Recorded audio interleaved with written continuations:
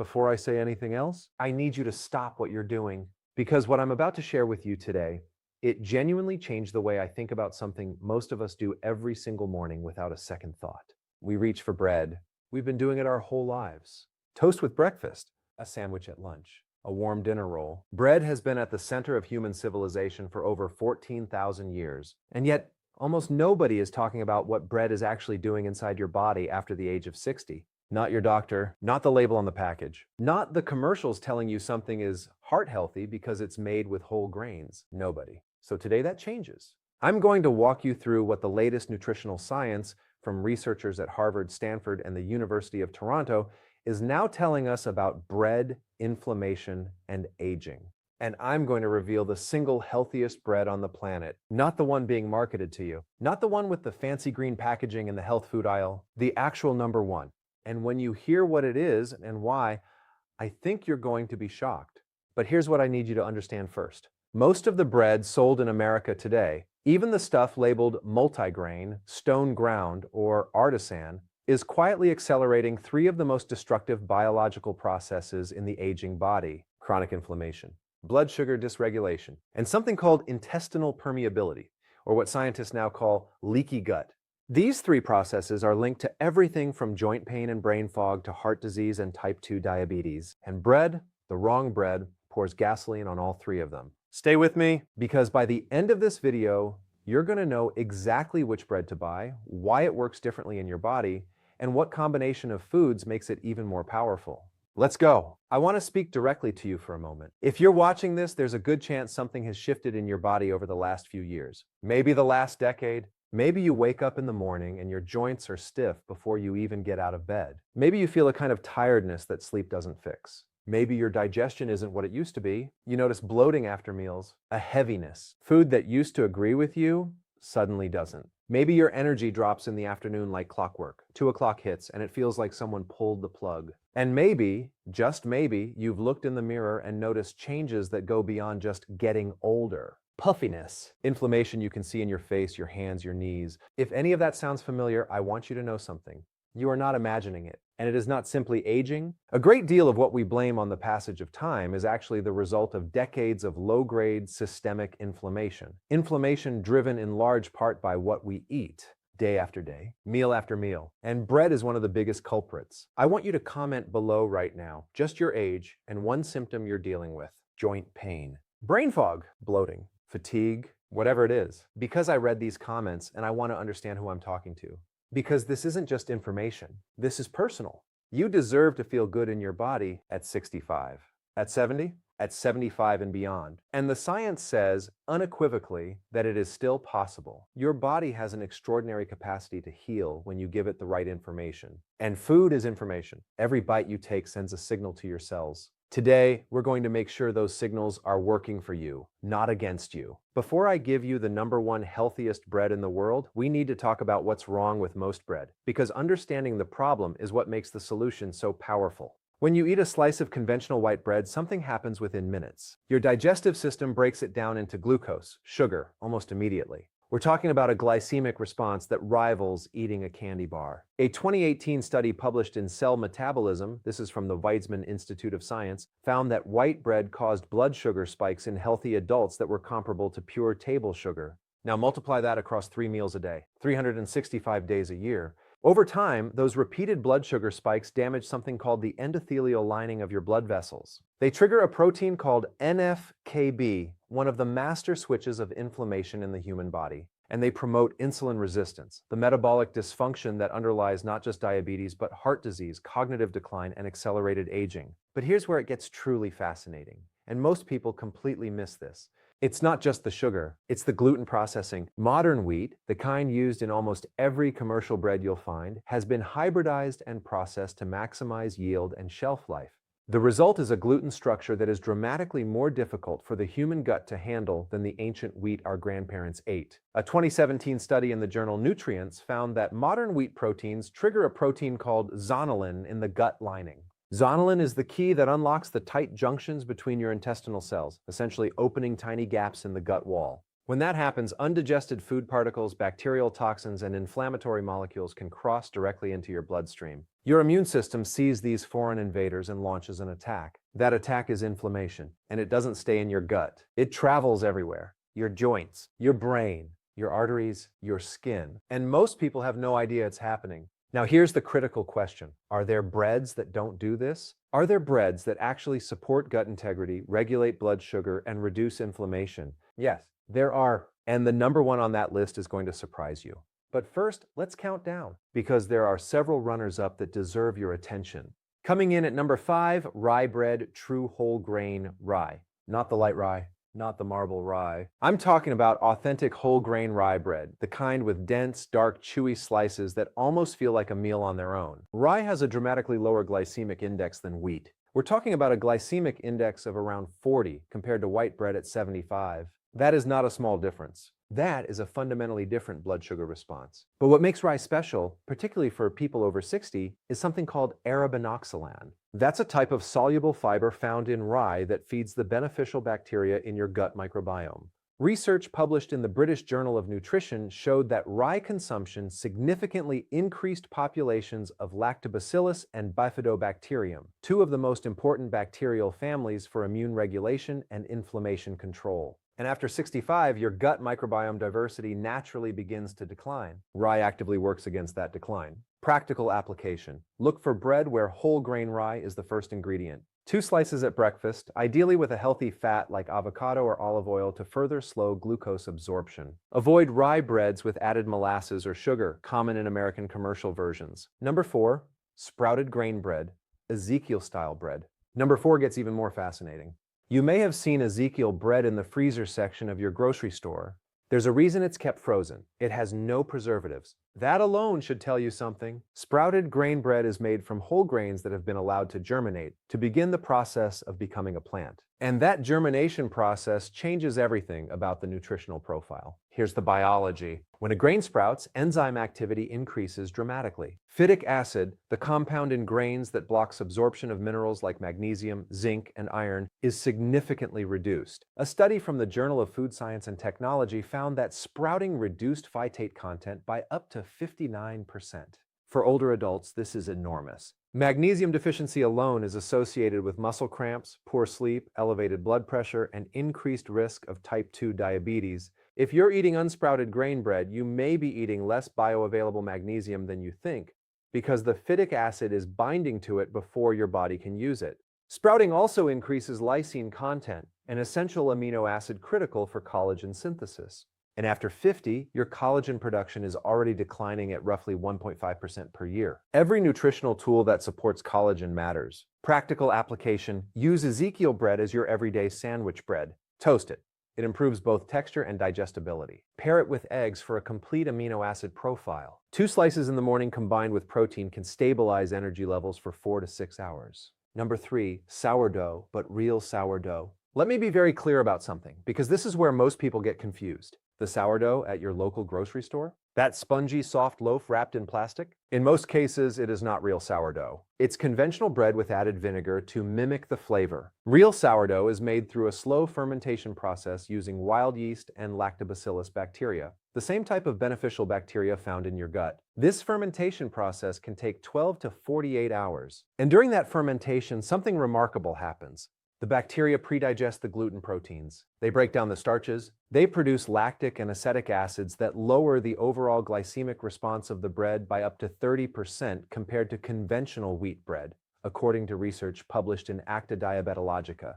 But here's what moved me when I first learned this, and what happened next shocked even researchers. A 2020 study from Stanford University found that authentic, long-fermented sourdough was better tolerated by many individuals with non-celiac gluten sensitivity than commercially produced whole wheat bread. The fermentation process had so thoroughly broken down the problematic gluten proteins that the immune reactivity was dramatically reduced. Now, let me tell you about Margaret. Margaret had been dealing with bloating, joint stiffness, and what she called brain fog so thick I couldn't remember my grandchildren's schedules for nearly 4 years. She'd seen 3 doctors. She'd tried elimination diets. She'd given up gluten entirely and felt somewhat better, but not the way she remembered feeling in her 50s. Her integrative physician suggested she try something unusual. Instead of continuing to avoid bread entirely, she should try authentic sourdough made with a 24-hour ferment. and observe her symptoms over 3 weeks. Margaret was skeptical, but she tried it. By the end of week 2, her bloating had decreased noticeably. By week 4, the joint stiffness in her hands, which had forced her to give up her morning crossword puzzles, was significantly reduced. She told me, "I thought bread was my enemy. Turns out I just needed the right bread." What Margaret experienced was the power of fermentation to transform an inflammatory food into something the gut can actually work with. Practical application for real sourdough. Find a local bakery that uses a genuine starter and long ferment process. Ask them. Bakers love this question. The loaf should feel dense and slightly moist with an open crumb and a genuine sour smell. Start with 1 slice and assess how you feel over 48 hours. Pair with olive oil, never margarine, and a protein source to optimize metabolic response. Number 2, almond flour bread, the grain-free alternative. We are now approaching the top of our list, and the science here is extraordinary. Almond flour bread contains virtually 0 net carbohydrates compared to conventional bread,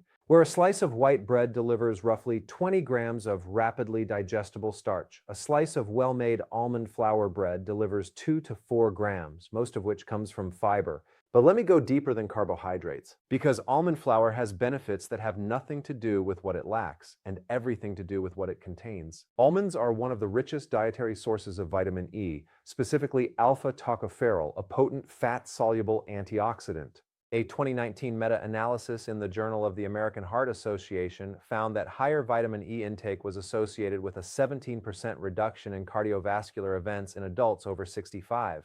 Almond flour is also rich in magnesium, with far better bioavailability than grain sources because there's no phytic acid binding to it. And it contains a class of compounds called polyphenols, plant chemicals that have been shown to modulate NF-κB, the master inflammation pathway we mentioned earlier. For people managing blood sugar, whether they're diabetic, pre-diabetic, or simply trying to protect metabolic health as they age, almond flour bread is a game changer. A single slice causes essentially no glycemic spike. Insulin levels remain stable. Energy remains even. And here's what that means in real terms. No 2 o'clock energy crash, no hunger spike an hour after breakfast, no cortisol surge in response to blood sugar volatility, just steady, sustained energy. Practical application. You can purchase almond flour bread at many health food stores. Look for brands where almond flour is the primary ingredient and sugar content is below 2 grams per slice. Or, and this is my personal recommendation, make it yourself.